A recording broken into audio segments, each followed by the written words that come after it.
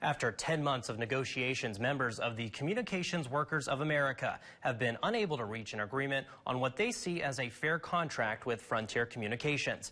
As a result, 1,400 Frontier employees in the two Virginias are now on strike. WVVA's James McDowell has the latest. From Martinsburg to Huntington to Bluefield, Frontier employees could be seen on street corners. They are holding signs that say CWA on strike and wearing placards that read, "Fighting for our future."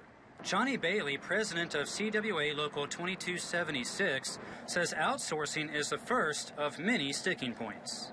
That's the biggest reason that we're on strike today is Frontier's doing outsourcing work of 30 people we have working here in Bluefield, wanting to move their jobs out of the state or overseas. Todd Compton has been working at Frontier for 20 years.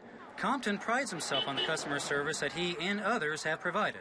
When you're in the service department and everything, you're out there working with the customers and getting their phone lines repaired or their internet or whatever, especially with the elderly and everything. And internet now is a big thing. So, the kids in school, I've got a 15-year-old, they got to have it.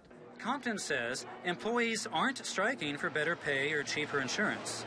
He says they're overworked because of a shrinking workforce.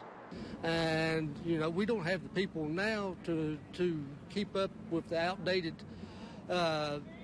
outside plant that we've got in place now. Plus, they're not upgrading anything and getting anybody any access to any higher speeds, internet, or anything. Bailey is also frustrated by what seems to be a lack of investment into an aging grid. They promised that they would provide to the governor high-quality internet, dial tone, and service.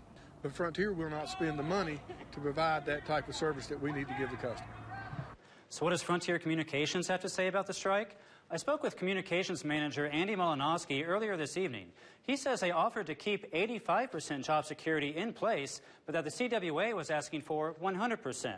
As for network upgrades, Malinowski says, we have improved more than 165,000 broadband connections in the past 3 years in our work with the CWA. Malinowski also stated, we have invested more than $500 million in network improvements since Frontier came to the state. As for how long the strike will last, only time will tell. But Bailey says you can expect to see employees on strike again tomorrow. Back to you.